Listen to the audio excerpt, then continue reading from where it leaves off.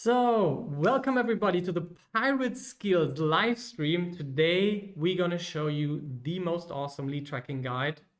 And this will really help you to measure your lead generation success. It's so important that you actually are able to see how many leads are you collecting, what do they cost, and ideally, how much money are you making with those leads in order to make confident decisions and spending your money wisely. As always, we give you everything to download and look into for free. If you go to pirateskills.com/lead-tracking, you will see a landing page where you can sign up for free. And then you have lessons in there where you find the video recording, the PDF from the slides to download. And as you can see below, links to the Google Data Studio dashboard, to the Excel, to the Google spreadsheet. Geez, I said the word Excel. I saw really awesome Excel dashboards and I was like, fuck, if it wasn't Microsoft, I would really love that. You can do them with Google Sheets as well. Yeah, I hope so. But they looked on a level of interactivity that was really amazing. But you get everything here for free. Yeah, and we will also put things up on the Visual Maker site. Yeah, but about that in a little bit. You guys know me. I'm Ben. I'm a founder. I need this nerdy stuff, yeah, in order to make my marketing campaigns work, in order to grow the products, the impact, and the profits that I want. It's not for just being a nerd, even though I love that, but it's actually extremely helpful. And I got inspired by Lilith over here to actually even look into this no-code world. And how about you tell us a little bit of what you are doing? Yeah, sure, happy to. First of all, I'm happy to be here. I'm Lilith, I'm the co-founder of Visual Makers. We're doing an online school for no-code, so to say. So we teach people how to create software or create these guides like tonight without having to write a single line of code. I'm also the host of the Visual Makers podcast, where you were actually a guest a couple of weeks ago. Yeah. Pretty interesting episode. And I'm a true pirate. Yeah, I wrote that down. Yes. Like we met at Pirate Summit 2017, Yes. I guess. Yeah, Yes. so 4 years ago. And this is a place in Cologne, a conference that happens there where there's like 70% internationals and 30% Germans. And it's such a truly pirate-spirited event. And it influenced me greatly. I've been there since the first event in 2011, I think. And it was one of the reasons why I actually moved to Cologne, not to Berlin. Yeah, and Oh, really? I met you there. And most of the good people I met here, I just met at Pirate Summit. Yeah, same for me actually. And also the spirit, I feel like pirate is my kind of entrepreneurial home. So yeah, truly a pirate. Absolutely. So what do we have in store for you guys? I think the first thing we need to discuss why you're scared to spend €1,000 on your lead magnets. Maybe you think that's peanuts. Then why are you scared to spend €10,000? Yeah, because what you need is a report that gives you the confidence to know what's worth spending money on. Yeah, and we want to share with you how this is built and how you can get started on this journey. Up front, this is the big topic. Yeah, and we have about an hour, maybe 90 minutes to go deep into this, but feel free to ask your questions. Yeah, feel free to get in touch afterwards if you need more help with implementing that. This is a more advanced topic, but we want to make it as accessible for everybody as you want. And the thing is, once you see what you can get, you want it too. Yeah, it's Yes. very hard to go back once you just saw that. Shall we dig in? Yes, let's do that. So why aren't you spending €1,000 on your lead magnets? Well, because I'm not sure because I have a lot of data, right, from my leads, but I don't really know how to sort them, what is more important than the other thing, and like I have all these data, but I can't really visualize it and handle it. So that's why I'm pretty insecure, I would say, to Same here. Yeah. Yeah, it's for everybody in every project that I am. There is always the urge to actually cut marketing costs, yeah, because they feel it's an expense. And it all goes back to one of our basic equations that we showed a couple of times during the past meetups. You are very unhappy if here, let's show you. If your cost per acquisition, how much it costs to actually acquire a customer, is higher than the customer lifetime value, how much you're making with your customer. That's really bad. That means you have a non-scalable business. Yeah, that sucks. And most of what we do in the startup world is figuring out how to make this equation look like this. Yeah, that your cost per acquisition is smaller than your customer lifetime value, and that you can really build that hockey stick. Before you have managed that, it's really, really hard to do. And no investor would be willing to substantially support you. Or if you take your own money, if you're bootstrapping, then you are even less likely to invest that money. And then we always think, oh, 1,000 euro of ad budget on Facebook, Instagram, Pinterest, TikTok, it's way too much. Yeah? Because it feels like an expense and not an investment. And that's a big difference, I think.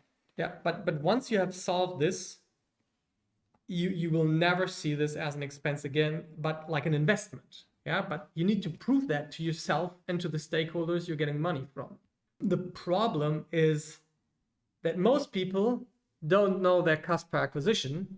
They don't know for sure their customer lifetime value, and they for sure don't know what profits are coming from which expenses. That's the big mystery. So let's start to dig into that. What's the cost per acquisition? How would you go about figuring that out? What are your first thoughts? I would probably go for, okay, what is, when we get the example with marketing spend, right? Yeah. Then I would say, okay, what is my marketing spend so far and how many leads did I acquire with that marketing spend for one campaign? Yeah, for example, just pick one campaign that is pretty isolated, that ideally is not exposed to organic and SEO traffic, and see if you spend 1,000 or just 100 euro on that, how much does it cost to get a lead? That is the first cost per acquisition that I would be interested in. And how many of those leads become customers? And this is the cost per customer acquisition. Yeah. And customer lifetime value goes pretty much the same. How much revenue did you make over a certain period of time with how many customers? That gives you your average customer lifetime value. Yeah. And then you can start asking questions like, hey, okay, then how does it break down to the lead level? And how much revenue am I actually earning from these leads? And the fundamental core question, is this party profitable? Yeah, that is the thing. Is it profitable? Is it not profitable? And that is the question. Yeah, and the lead tracking guide that we built is fully focused on answering that singular question. You don't have to do this for everything in your business. Yeah, you can just start with a couple of lead magnets that you might have in mind. Let's just imagine you have 5 campaigns. A couple of weeks ago, we talked about how to build interactive lead magnets like quizzes, contests, calculators, goodies, downloads, stuff like that. And if you want to pick that up, it's at pirateskills.com/interactive, a complete video and a guide how to create those. Also with no-code tools like Outgrow, Involve Me, Kickoff Labs, stuff like that. And now imagine we have 5 campaigns. We are in a B2B business. We are selling a product, maybe something purely digital for roughly 100 euro, and maybe a course like at Visual Makers, maybe the complete bundle for 750 euro. I don't know your pricing, yeah, but we can show that later maybe. So you have a price range between 100 euro and 750 euro. That pretty much puts it clearly in the B2B segment, yeah. It could be also, let's say, if you have a jewelry store, it could be easily B2C as well. So now you think, okay, I always want to have 5 tests up and running every month, and I'm going to build 5 different lead magnets. Just as an example, we have a survey, like a personality test that helps you to find what is the right product for you. So that would be a quiz, actually, not a survey. Then a calculator that would be like a price calculator or a product recommendation engine, yeah? That you can all build without ever writing one line of code, right? Yeah, that's true. Yeah, so what kind of tools would you use to create this, beside like Outgrow and Involve Me? Perspective is another cool tool, and Heyflow is a pretty great tool. Actually, we just interviewed the founder in our podcast, actually, to build also Heyflow. Yes, cool. To build click flows. Okay, so if you go to visualmakers.com.de, yeah? Yes, it's a German platform, actually. Visualmakers.de, they have fantastic overviews of tools, yes. Yeah, to check out. So that is highly recommended. So we have a couple of campaigns. That means we can let everything else run, but we try with those 5 campaigns to actually find, is this profitable or not? It's highly recommended to start with a smaller scope and with a small time frame and a small budget. So what we're gonna do is just have 5 different campaigns that we run on different marketing channels. And we're just gonna spend €1,000 in the first month. When we're happy with the results, we're going to spend €2,000. When we're happy with the result, we're going to spend €3,000 across those same 5 campaigns, but an optimization phase in each time. And the goal is to play this fun game. Spend €1,000, earn 2,000. Isn't that a fun game? Yeah. And not only in revenue, but to actually get that in net profit. Yeah, this is just an example. You can do this with €100. You can do this with €100,000. Yeah, I've seen both. It works like magic. But be glad for the time when you're still working with smaller numbers. It's way easier to control, and where you have way less other influences in your tracking. Yeah. So in order to get there, we need this awesome report. Shall we dig it out? Yes, let's do that. Okay. So this is the lead tracking report that you need. So what you're looking at right now is a Google Data Studio dashboard. You can get a direct link to that if you go to pirateskills.com/lead tracking and sign up for free, to get into that free course where we bundle all of the downloads. There you have the direct link to go to the Data Studio dashboard. But let's open it up in our browser, all right? And take some time to go through that. No, I lied. I want to show you that on the iPad. Yeah. So maybe we show it first in the browser to see that it's really actually something interactive. Yes. So Google Data Studio, what is it? What can you do with that? Well, Google Data Studio is a tool to visualize data, and actually it helps you to understand your data that you are generating, by example, from your leads, and helps you understand what your data says to you. Does it replace Google Analytics? No, it doesn't, because the Google Analytics can, by example, be displayed in Google Data Studio as well, but with really custom reports. You can customize Google Analytics as well, but in Google Data Studio, you can connect a lot of more tools. So it's a really awesome tool to kind of gather all your data in one report and not only have Google Analytics. So it's gathering, working a little bit on the data set, but connecting many data sources. And Google Analytics is just one. So you build Data Studio on top of Google Analytics if you want. But as you can see today, we don't even need Google Analytics. We're using Google Spreadsheets, we're using your CRM, using all kinds of sources that you can manage automatically or manually. Yeah. And the best thing is that all these tools are free in the Google Suite. Yeah. So that's a really cool thing. Here you can see a little bit. We're going to zoom in a moment, but you can see you have multiple pages where you can create custom reports as you want them.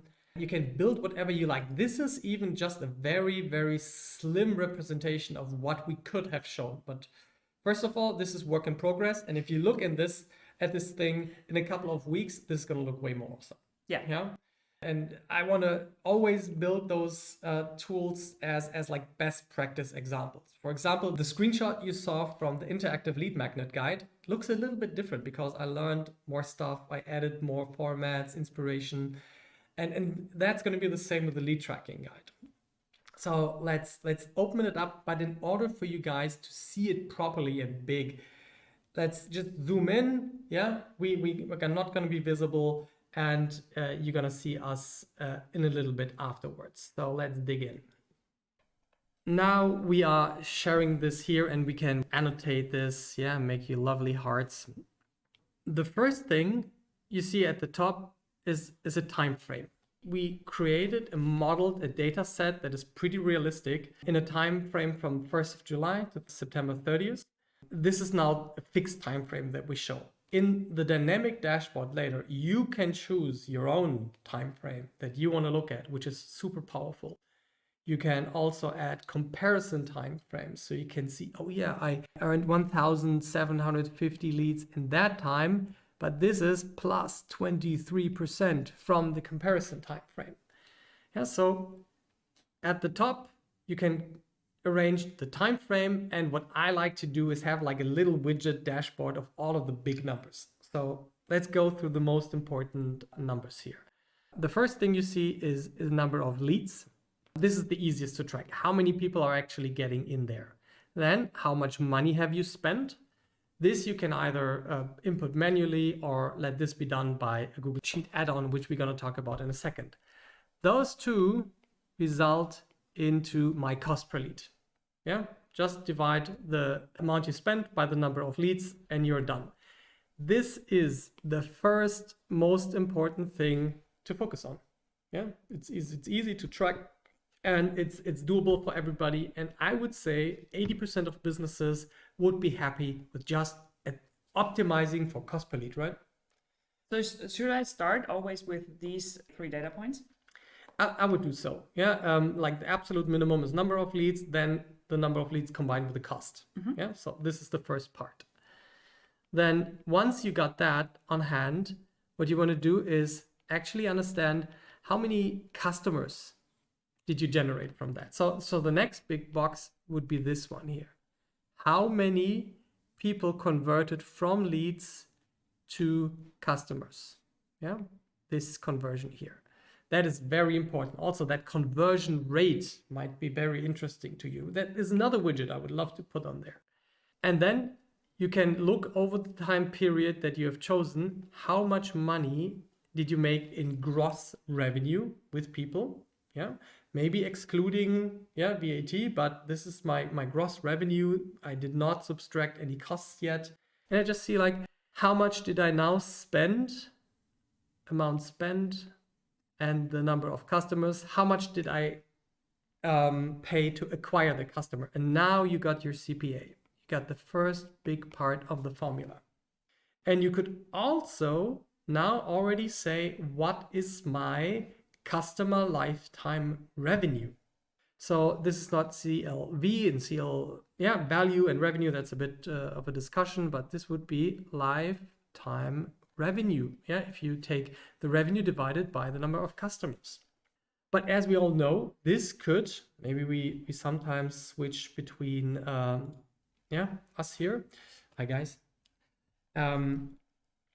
Sometimes you make your money immediately once you acquire the customer, but sometimes you have a subscription model. You get paid like Netflix, like $10 per month. And you want to wait a certain period of time before you say like, okay, this is the amount of time, like 15 months. This is the revenue I'm going to call customer lifetime revenue.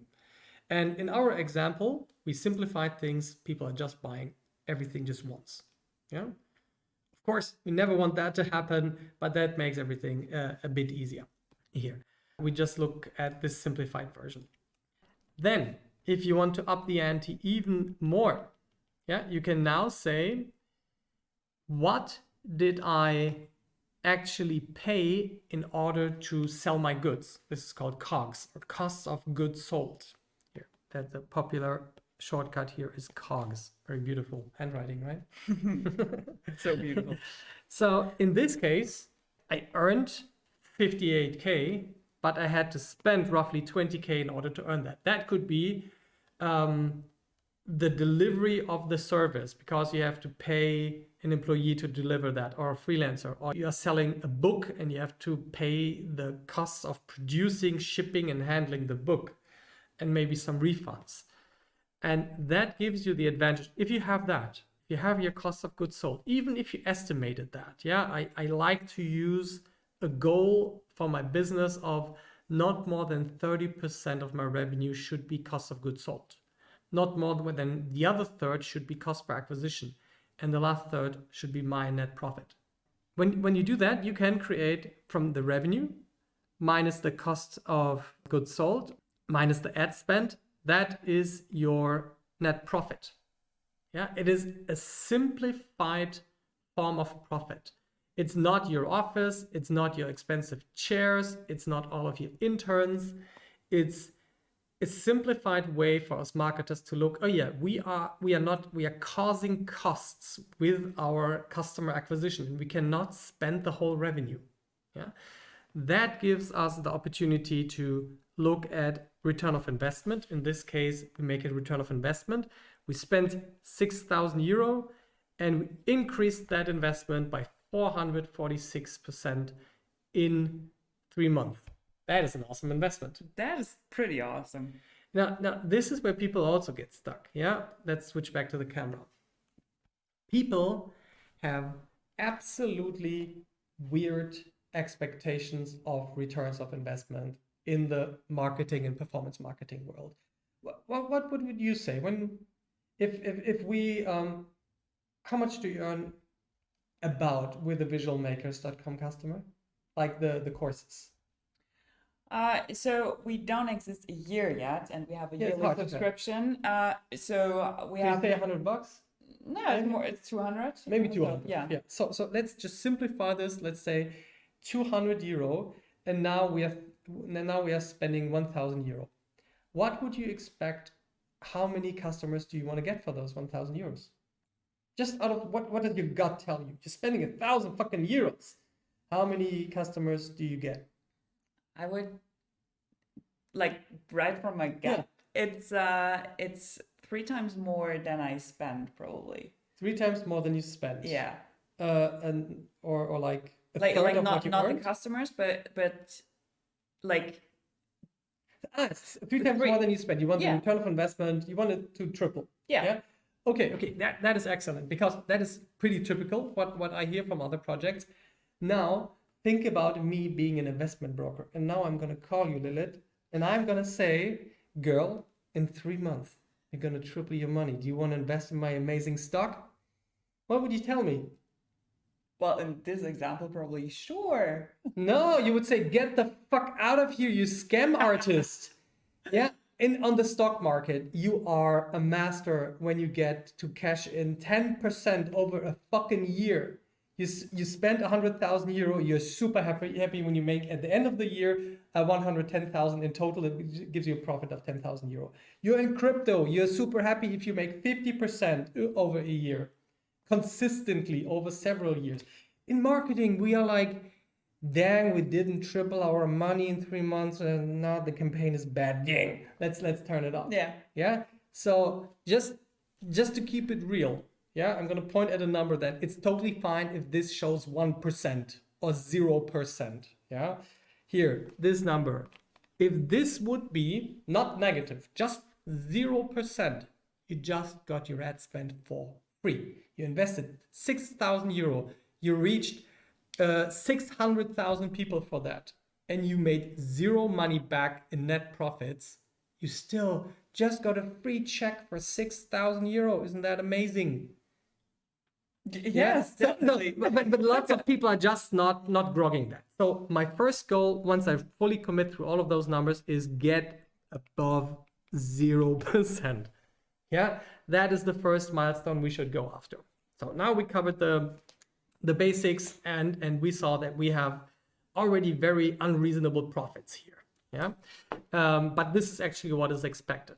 Now the next graph we show here is just how many leads did we generate over this period of time, and you can already see that there seems to be some steps up. This is July, this is August, this is September, yeah, 2021, and you can see that we stepped up the gas and that we are producing more results. But this is working. This thing seems to be producing leads. We still don't know, are they profitable yet or not? You can see if you scroll further that this pretty consistently grows together with our ad spend. Here we spent about 30 bucks. Yeah, you can see the scale down here. It's 30 euro, and there you can see the dates. And here we started to spend roughly 60, and here roughly 100 euro per day. So it's 1,000 in the first month, 2,000 in the second month, 3,000 in the third month. Yeah, but broken down by $100 per day. So now, what are we getting for our money? And this is where this becomes way more interesting. Oh, we got now revenue per day. You can see the big problem which most people drive against. Can you imagine what that is? Let's discuss that for a second. Well, if I look at that graphic, it's probably that in the first month you don't really see results, right? You see a lot of leads if we scroll up. You see a lot of leads, but you don't see consistent revenue yet. Yeah, and there are just a couple of sales events happening here, and it's really hard to say this was campaign 2. Yeah, yeah, it's like. Fuck, this is really hard. Like, this is not a pitch to spend more money, but this is a pitch that at the beginning, your results are going to be super inconsistent. And the more you are able to confidently spend, the more consistent your results become and the more confident you become in spending more.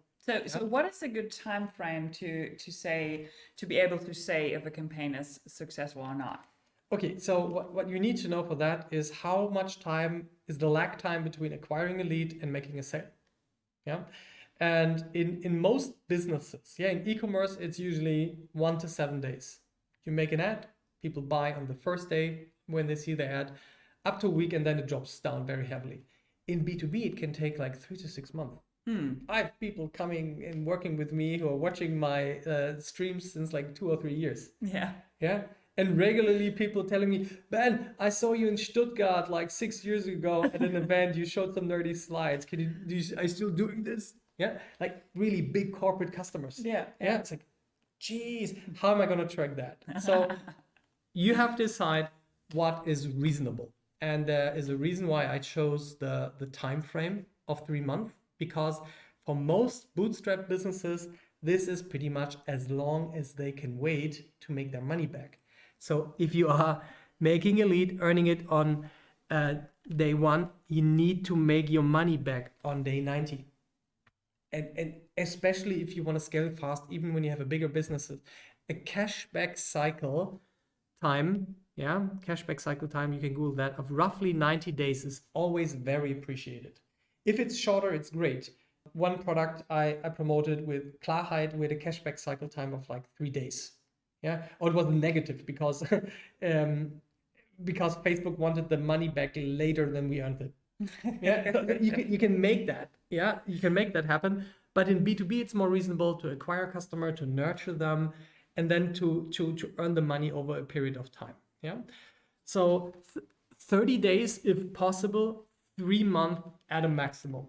Yeah, and this is why I chose 3 1-month periods. But where we could actually see results from the first month still happening today. Yeah, makes total sense. So this is what you're seeing. Now you see, all right, revenue, but how does this actually break down with our campaigns? Yeah. And I know those are a lot of numbers. Let's talk through them with the first simple example. I told you we have 5 campaigns. Yeah, let's zoom in here. And those 5 campaigns are these wonderfully named campaigns. So you realize they were in 2021 in July, and they're called 1, 2, 3, 4, 5. Sorry for that.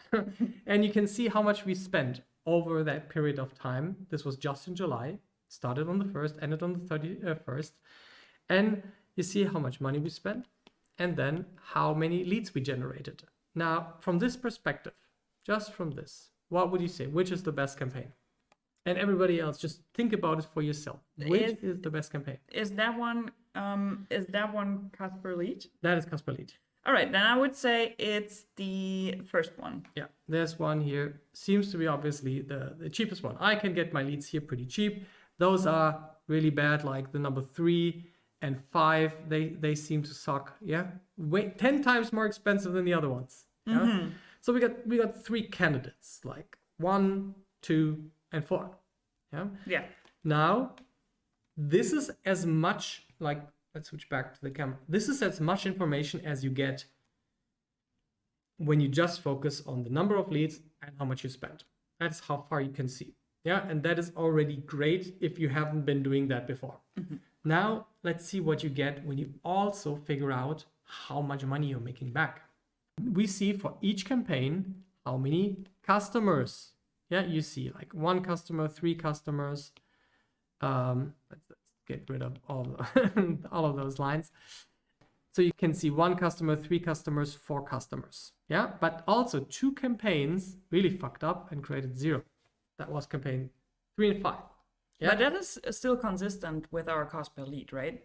yeah, it is. It is. There was very little chance to actually create a customer here. Yeah, but you can already see big differences here with campaign number. Like the most promising ones, we said from this perspective, is The first one. the first one and the 4th one. Yes. Yeah, because while this generated only 30 leads compared to 44, it created 4 customers. And now we can look at the cost per customer is a 4th. Yeah, compared to the first one. This is not looking at revenue yet. Now let's start to look at that. Yeah, let's move on. Now we see that we have costs and we have expenses that are associated with providing the service. And this is the way this data gets inputted is the next part of this live stream. Yeah, so don't worry about that. That's going to come in. So we had to spend 166 euro for the first campaign, and we had to spend an extra 232 to deliver the service, to get the product produced and delivered and refunds handled.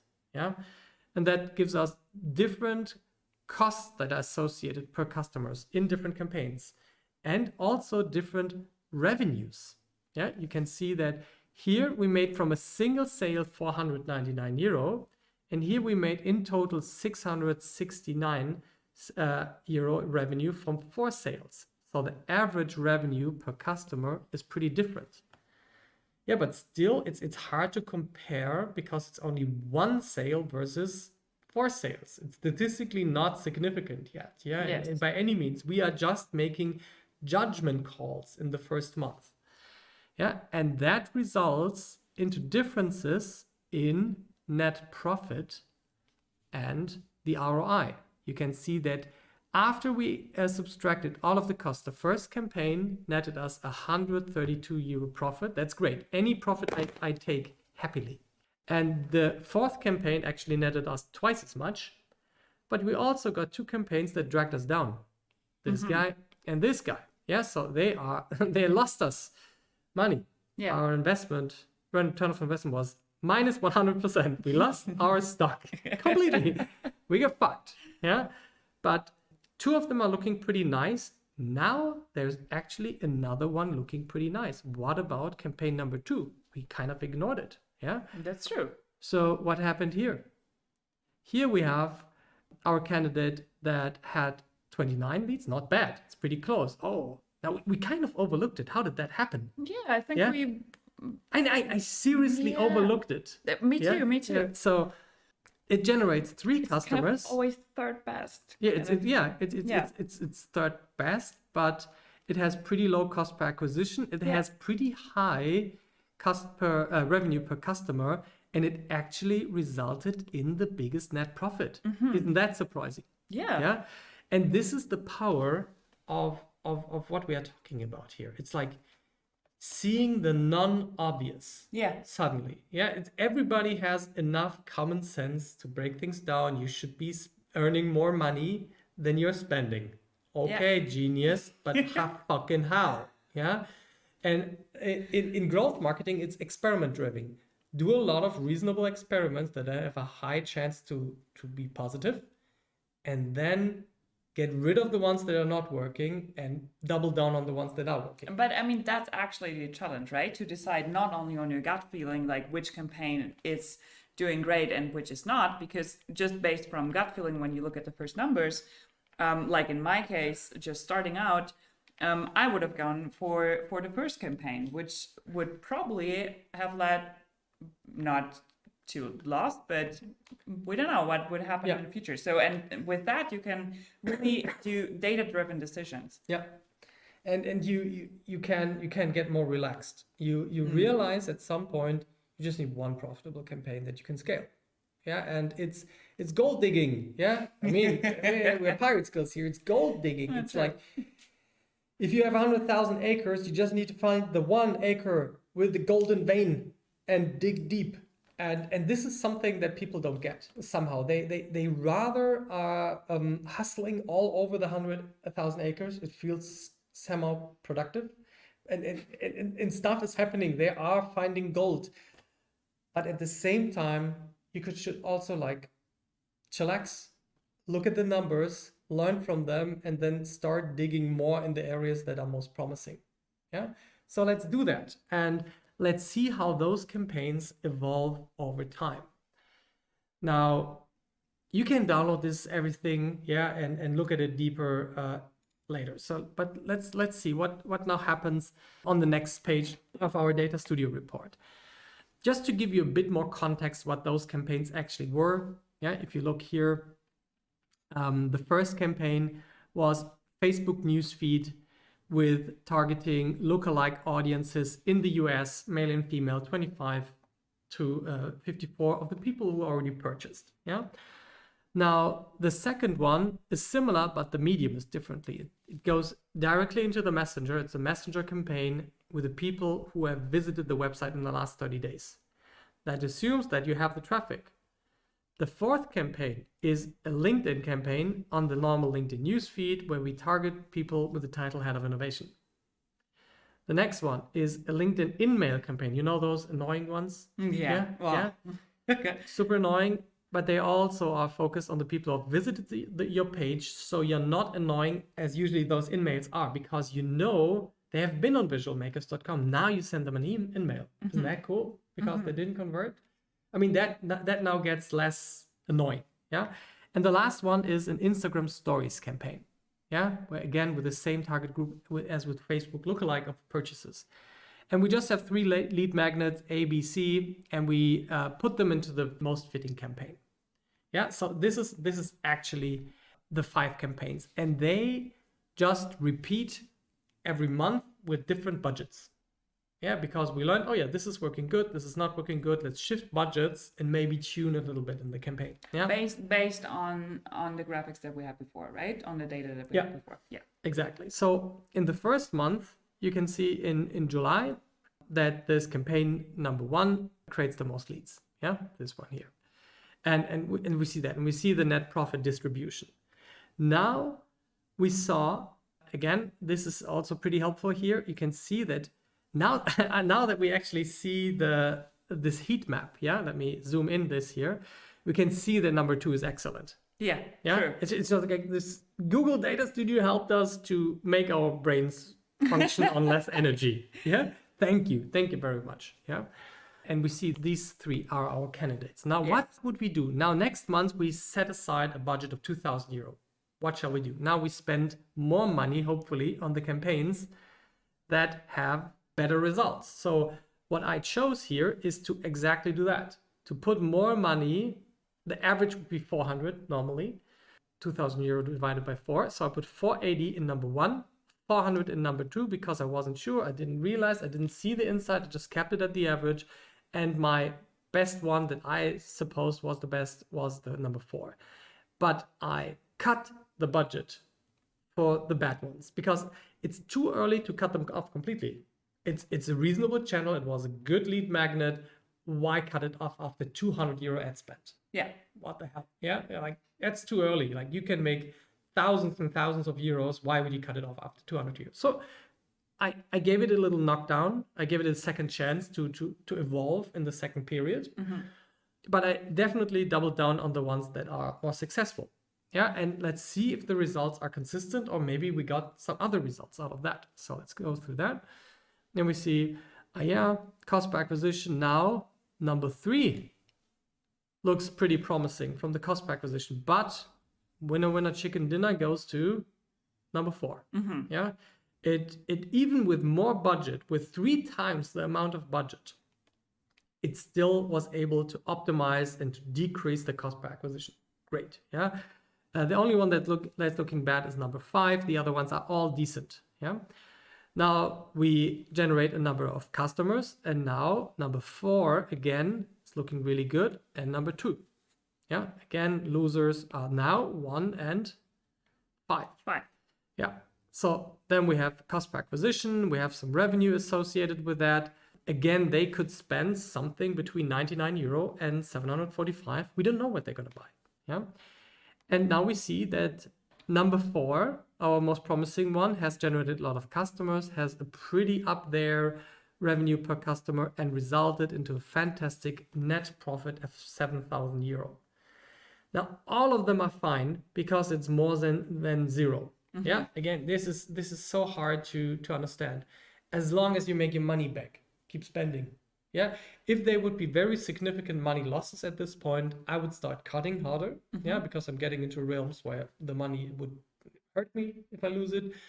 But here, bam, let's reinvest the money, even though it's just 32 euro back. Of course, I prefer the 7,000 euro in profit. But I just got 200 euro in ad spend for free. That's how I'm thinking about it. Yeah. And 32 euro on top. Maybe it evolves. Maybe I learn, I get smarter, I improve the funnel. Yeah. And it works out. Now, number 2 and number 4, they are the clear winners. Yes. Yeah. Very clear. And number 4 is, and this happens pretty often, that one of your campaigns is starting to suck up all of the money. Again, the idea is you just need one. Yeah. Now we are in the second cycle. We are already at 1,000 ROI. This is now isolated. Yeah. You're not getting dragged down by the bad ROI from the other ones. We had at the top, we had 400. Now we are at 1,000. So we 10x the money. Fantastic. Now, does this work on the next scale? Yeah. Now we put another 1,000 euro in our marketing budget. Now, how does that work? Now we're here in September. We can already see, based off the charts at the top, this looks pretty promising for number 4. Yeah, it now just rocks everything. The budget, now it got, the average would have been 600 euros, sorry. Yeah, it's 3,000 divided by 5 is 600. So everything below 600 got a nerf from me. Everything above 600 got, more money. And you can already see that this one absorbed a lot of the money. It is a very natural phenomenon that if you have a winner, you keep on putting more money on it. I still remember I had this mobile app called CSGO Skills with Maple Apps, and we had very successful Facebook and Instagram campaigns. Cost per acquisition was about 70 cents. The market average would be 150. So we were at half market average. Then we started YouTube ads, and it was 15 cents per install. And then it started absorbing the money, and people were asking like, Ben, why are you letting the social ads drop by? It's just, should I be spending 15 cents per install or 78? Even though 78 was a good number, 15 euro was just beating the shit out of that. Yeah, it's making your personal benchmark. Yes, you can compare numbers with the rest of the industry, but creating your own benchmark of what is good, what is a good number, what is a bad number, that is your job. Yeah.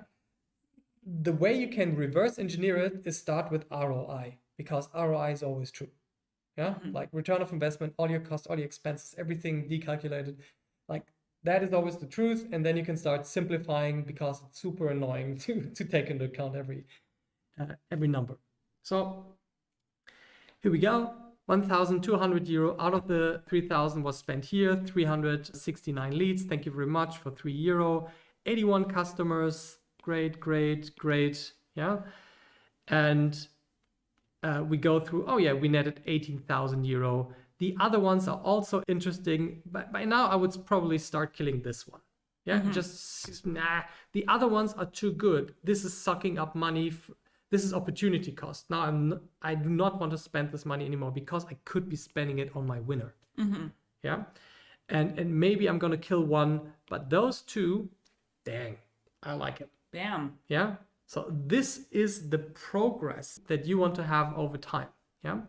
And if you then want to break it down even further, like compare the traffic channels, compare the placements, the targeting, and the different lead magnets, all power is yours. Yeah. You can decide what you want to show.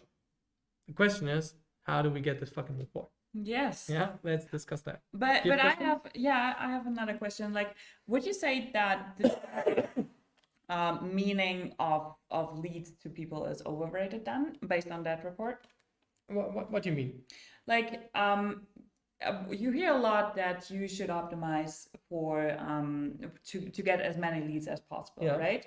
And I mean, only leads can turn into customers, so that's pretty obvious. But based on that report, should I always focus more on revenue and customers than only leads? Because when we started, it looked like the one campaign was better than the other based just on the leads they were generating. So that's a very good question, and it depends on how advanced you are on this journey. The easiest level is to just look at number of leads and cost per leads. Yeah. The next level is starting to see how many customers you got out of that, including revenue. The next level is including the cost of goods sold and focusing on net profit. But it takes time, it takes effort to actually create that. And you have to do all of this stuff while you're doing your normal job anyways. Yeah. So that is essentially the challenge. Of course, if you could just focus on ROI, on ROAS, you would always do that. It's the same with Facebook ad campaigns. If possible, you set it to just optimize for value. Yeah. If you do Google ads, you in theory, you should always optimize for return of investment and not for cost per click. Realities make that differently. So start there and then progress. Yeah. That's that. Let's actually switch back to the slides and answer this. So first of all, maybe if you're not convinced yet that this is awesome, get out of here. But if you are, like, go to pirateskills.com/lead-tracking, and you can actually get the links and click through those reports and see everything that we built this with. Yeah. And expect to have to customize that for you. Yeah. It's not a copy paste process, but we are sharing now the process of how to get about this. Yes. All right. How is this awesome report built? How is that awesome report built? So it's pretty easy, actually, because we have 4 components that we need for that. Actually 3, but I want to show you another component that you can build with Slack or Discord or any other messenger you want to have. And so the first thing we need is Google Data Studio, as you just saw, as we discussed in the last couple of minutes. Then we need Google Sheets as a database, kind of like the no-code visual database for our visualization of the data in Google Data Studio. Then we need some automation tool. In this case, we use Integromat. There are also others like Workato or Zapier, whatever you like to use, but automation tools that basically connect different apps with each other and let them talk to each other. So that's what we need. And as said, Slack or Discord or some other messaging tool that you want to use. And that's the basic setup that we need to build such a report. So let's give a small overview. Yeah, you already saw the Google Data Studio. Yes. Yeah, that can just, if you download the slides, you can click on all of those links. It just leads you to the Data Studio landing page, so you can check out if this is right for you. But there are alternatives to Data Studio, right? Yes. Can you just, so we are not so super Google centric, you can use Excel dashboard. I heard it's awesome. Yeah, you could use that. You could also use tools like Apteo or Supermetrics, right? Yeah. There are a bunch of different tools that... for visualization, yeah? Yes. Wally is also another one. They all differ in pricing and visualization. Like, yeah, you just choose the tool that you want to use. In this case, we use Google Data Studio, and that one is free as well. Yeah. The 2 places I like to go hunting for tools are g2.com. Yeah, it's like a software comparison thing with pretty public reviews, and it's heavily used. And then for new stuff, cutting edge stuff, I like to stalk Product Hunt. Yeah. Still, these days, yeah, I find amazing fun tools there. Yeah, definitely. You can also look at visualmakers.de/tools. Your tool collection. Yes, we also have a tool collection there where you can have insights with screenshots and so on into the tools, and also if they are GDPR compliant, yes, and stuff like that. So you can also have a look there. All the good stuff. Yes. Now we share our fully GDPR compliant Google spreadsheet. Yeah. Yes. We're gonna dig into that at the end, but maybe you want to explain what you can see here. So the Google Sheet is where the magic actually happens. You can think about this as Google Sheet as the database, kind of where all your data lays together or comes together, and the Google Data Studio is just on top of that and kind of visualizes Making the data. it pretty, make the insights more obvious. Yeah. Like we just noticed when we saw, oh, like shit, campaign number 2. Yeah, and I like to think of it like Google Sheets is the part of when we have the sentence work smart, not hard. Is it's like, okay, Google Sheets is kind of like the part where it looks hard. Yeah. And the Google Data Studio is the smart part. But we come to that. It looks kind of a lot of data and really boring and so on, but you actually don't ever have to look in this because you automate all that stuff. All the data comes into the Google Sheet, and then you only look into Google Data Studio to see your data visualized. And you check that you don't see bullshit. Yeah, your spreadsheet is the truth. Yeah, and sometimes you have mistakes in your visualizations. Yeah, and that happens. So, and the way the data gets into the spreadsheet and into your messenger can be Integromat, by example. This is a screenshot of Integromat, where you see a so-called scenario where you connect different apps with each other.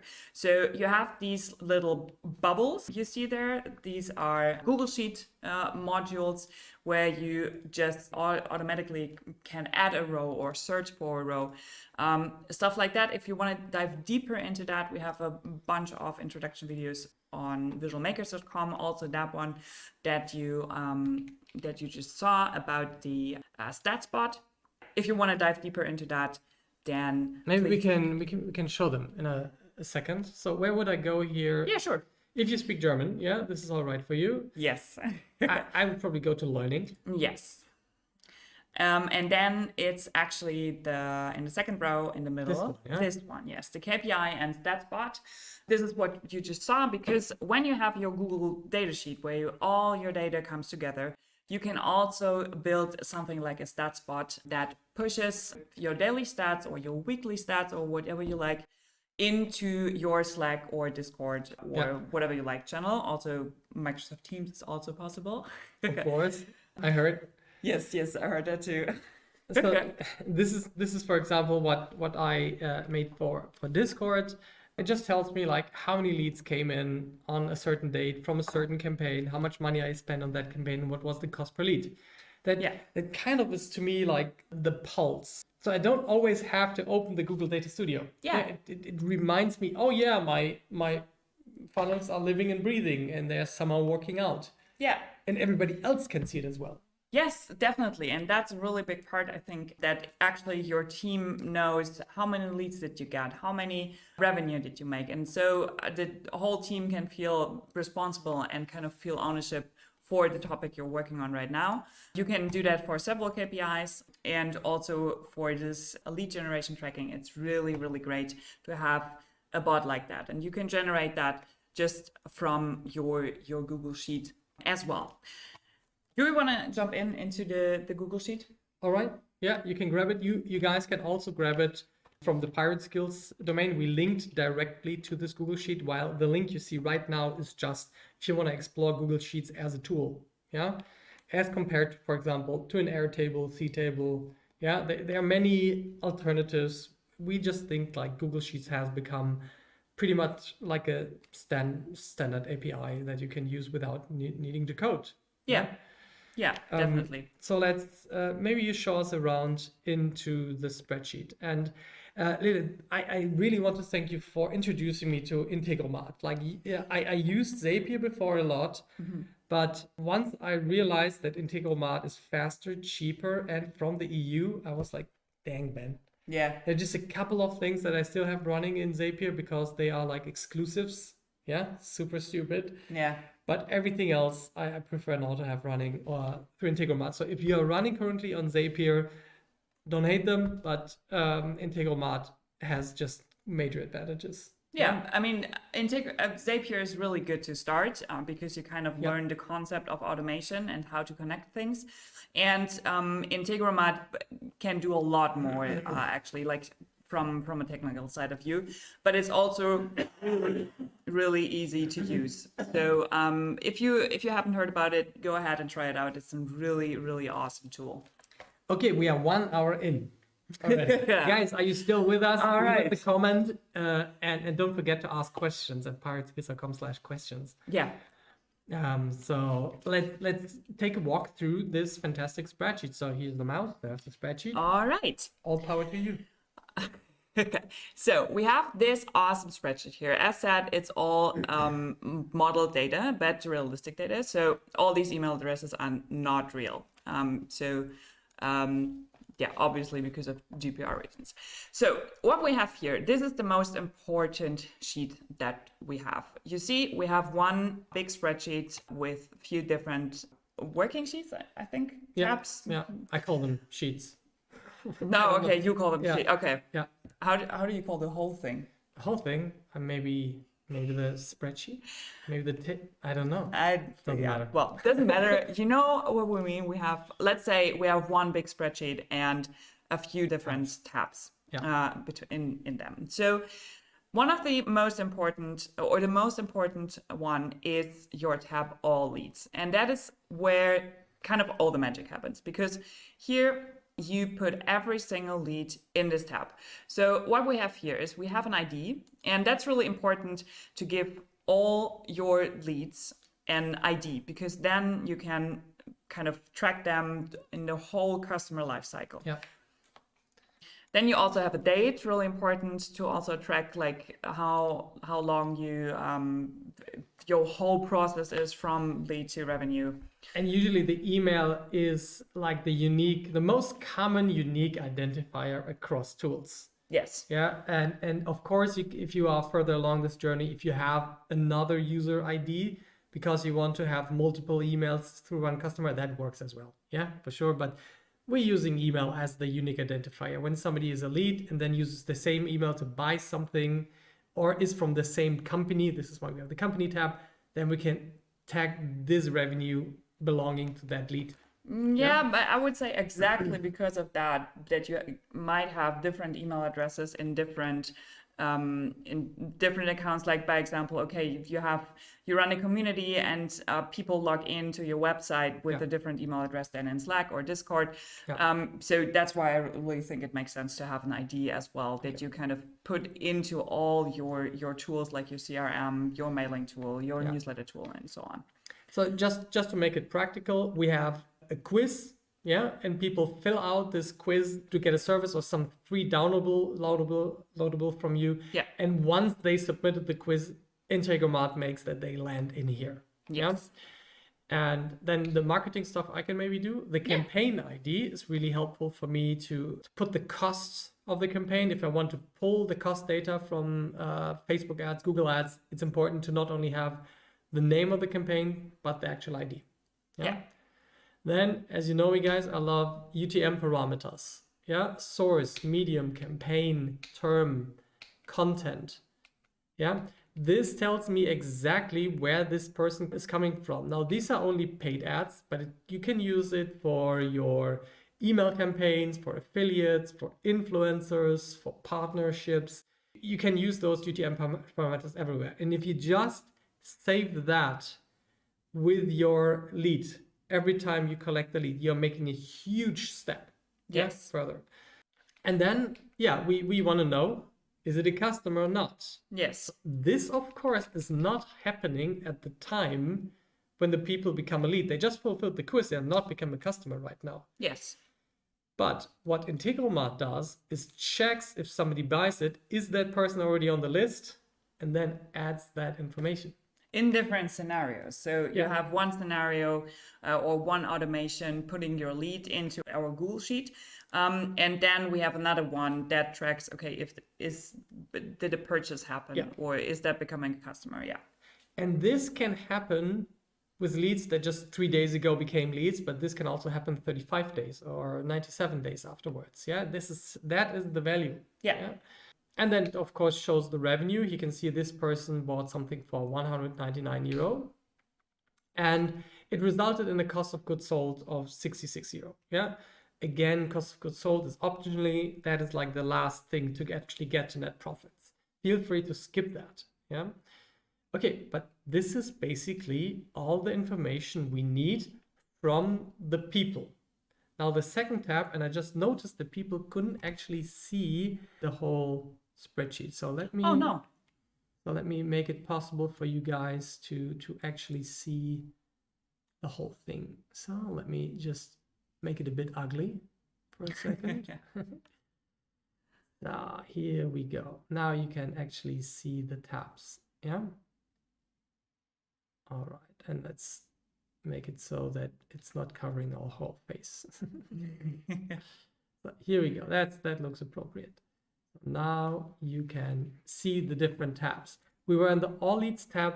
Now what we need in order to put this data together with the campaign data is a source like your Facebook ads account, your LinkedIn ads account, your Instagram account. And these are essentially the campaigns we have running for July, August, September. Let me tell you, there are, and Lilith told me so, there are better ways to aggregate this and to show this data. Yeah, and in summary, I always excluded them through my Data Studio filters, but this is usually unnecessary. You just use this to put in the raw data and then the prettification happens in Google. Or the disclaimer I would like to do here is that when we talk about leads and the lead tab, that should definitely be automated by any means. Yeah. So you never touch that. It's just getting automated leads in and also tracking, okay, if a purchase happened and if this is becoming a customer. But in campaigns, by example, in this tab, you can decide if you want to put in your data manually. That's okay. There are better ways, of course, when you put it in automatically. It wouldn't look like this when it's automatically put in there because you don't have the summaries and so on. Yeah. But that's a totally fine way to do that. One free add-on I'm using to get the Facebook ads data. There's one very popular one called Supermetrics, but it's also pretty super expensive. Mm-hmm. Yeah, but I love it. This is my favorite one. So if you are spending more than 10K per month in ad spend, seriously consider Supermetrics and its competitors as the main tool to automate it. But there is a great free one, especially for Facebook ads. And if you're going into the add-on section of your Google spreadsheet, you can add new add-ons. And there's one called Adveronix. Yeah, I know it's a bit hard to read, but Adveronix. And that simply helps you to pull the data from specific campaigns, from all of your campaigns. It automatically updates as fast as once per hour, which is fast enough for me.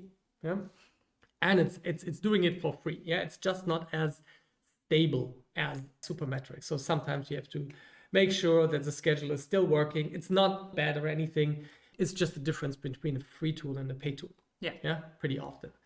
So we got, in the first half of this, we got all of the lead and the campaign related data. So we get up to the number of leads, which is actually pulled not from the Facebook and Instagram ad data, LinkedIn ad data, but from the All Leads tab. If this lead is being tagged by being part of that campaign ID, then in this tab, it sums up the leads. The problem, you can see the formula up there. Probably in some really good viewers can see that. But true. That's fine. Yeah. Again, if you download this spreadsheet, and you can make a copy, you get a view link, but then you can make your own copy. You can see all the formulas behind that and make it even better than it already is. Yeah. So the reason why I do not anymore take the data seriously from the campaign data, because the campaign also tells me, hey, you got so many leads, is that this number is in the campaign data usually much lower because of GDPR. First of all, people need to opt in, that they want to be tracked with the Facebook or LinkedIn pixel, which at a maximum 60 to 80% of people do. So that, and the most cookie banners I see, they don't have an opt-in rate of more than 15 to 20%. Yeah, so I see a fifth of my data. I don't need to do that. If I capture and people consent to that, but they need to consent in order to get the result of the quiz. Yeah. For example, yeah, and double check that with your lawyers. I get the complete set of leads that came through that campaign. And this is, again, one of the reasons why I would highly recommend that you use in the beginning single isolated campaigns to set this up that is not interfered by with SEO traffic on organic social media and word of mouth yet. Yeah, you can integrate all of that later. How do I make sure that it's not interfering? For example, put it up on a landing page that is not visible anywhere else but through the URL that you gave. Yeah. Yeah, de-index it from the search engine. Don't share it on Facebook. Don't share it on your email campaigns. Yeah. So just copy your given landing page. That is like the simplest way to make sure, oh yeah, they're just coming from this channel. And you can go as far as breaking it down for each campaign. Yeah, if you want to be super paranoid by that. But there are easier ways. Yeah. And all of the landing page building tools that I talked about in the interactive lead magnet guides, they automatically do that for you without you having to copy anything. So you get the number of leads, you get the cost, and you get the real cost per lead. Not the one, maybe at Facebook it says €8. Yeah, but here's the truth. Or it's closer to the truth. Yeah, at least. Now we can get the second half from our CRM. Let's say you use Pipedrive, ActiveCampaign, Shopify. They can tell you that a person became a customer. Yeah? And again, we pull this data from the leads sheet. Yeah, from the all leads sheet, from this one. Because here, oh yeah, this guy is a customer. Now, this is being summed if it came from that specific campaign. Count if. Yeah, it's count if. Yeah. Yeah. And then you can see here our favorite campaign, number 4, has 154 leads. We have a 20% conversion rate to customers. Awesome. Yeah. And we have a cost per acquisition there. This number we didn't even see in the data studio because we didn't yet put it on there. True. Yeah. But it's very important to see. Really big indicator. Yeah. And you can also see that the problem of the first campaign, it's not bad. It creates good leads, but the conversion rate to customers sucks. And that usually happens when your lead magnet doesn't have a strong relationship with your product. Yeah, when you're offering, for example, you offer a contest with a €100 Amazon coupon code, like everybody's going to sign up. Yeah, so, yeah, okay. You see it here. You see when the leads are not converting to customers. Here we have a strong relationship between the lead magnet and the product, and therefore a high conversion rate. And then we see, oh yeah, and all of this is calculated. Most of these fields are just simple calculations. I need the number of leads.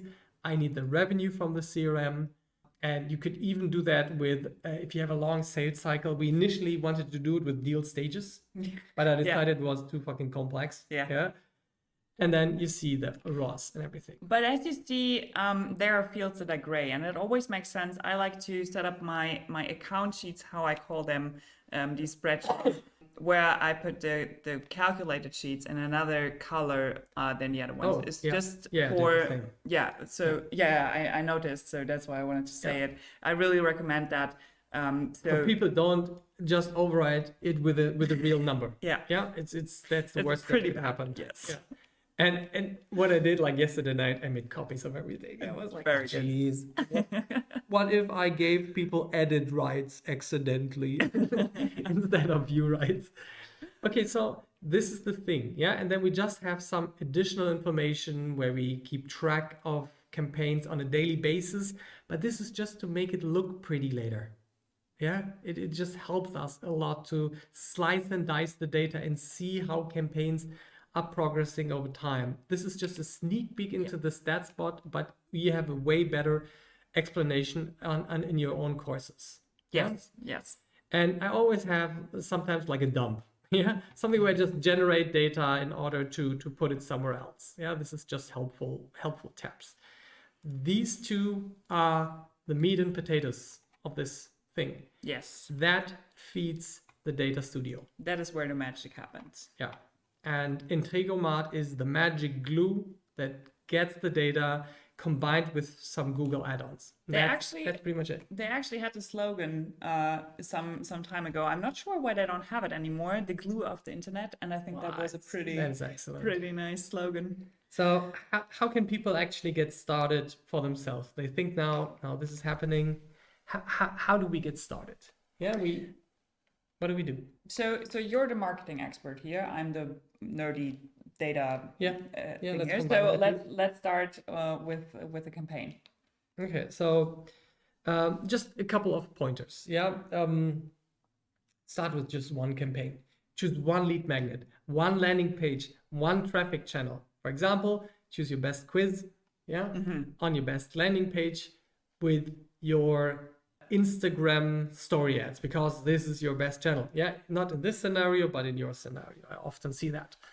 And try to make it work like that. Do not try to make this for your whole business immediately. That always fails because there are too many, especially once you try to figure in costs. Yeah, it just gets too complex. Yeah. Yeah, so isolate it.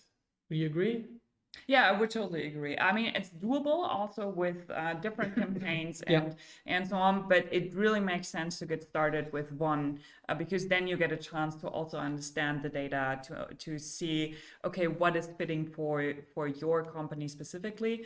So really start with one and explore it, try it out. You can't really break anything because there's always the return button. Yeah. Yeah. But the important thing is to try it out and see what is really fitting for your business. And it's a really good start. And are there better tools than Google Sheets? Of course, yeah, to do this. Like one of the handicaps I'm currently having here is I can only track one sale, which is completely stupid. Yeah, like what if people buy multiple things? Well, you would have to extend your lead Google spreadsheet. sheet. Yeah. Your lead spreadsheet to track different, but then it gets really complex. Right. Or you can, So- again, I had this case like a couple of days ago. Then we had a Shopify store and we wanted to see how many people are buying, and it absolutely did not make sense to split it. So the solution was to still stick with this Google spreadsheet, but then just have how many products did they buy? What was the total revenue instead of the revenue from the single one? So there are always simple workarounds. This sheet does not need to be perfect. The complex solutions usually just integrate more of the realistic revenue. But if you are willing to stay conservative and keep it simple and still make it work, that's the way to go. And the whole point of this is to understand your business better and to invest in the campaigns, in the measurements that really matter and that really bring your business forward. So it doesn't have to be all perfect, and that is close enough and that's good enough. Yeah. If you want to start with something, start with the number of leads and the cost per lead. Those are the easiest to track. If you do not do paid advertising at all, then just stick to number of leads. Let's say you're strong in email marketing, SEO, and social media. You don't have that cost. Yeah, in theory, you could put a fictional price on it. Yeah, like maybe use some of the personnel costs you invest or the cost of the agency that you are paying. But if you don't have it, just stick with the number of leads, and you will clearly see one campaign generates more leads than another. That's good enough. If you have costs, add the costs and tune that until it works. Like I noticed, and I called you a couple of times, like that stuff is breaking down. Yeah, after a while. Like, how do you deal with that? Well, right now I'm really pretty fast at finding the error.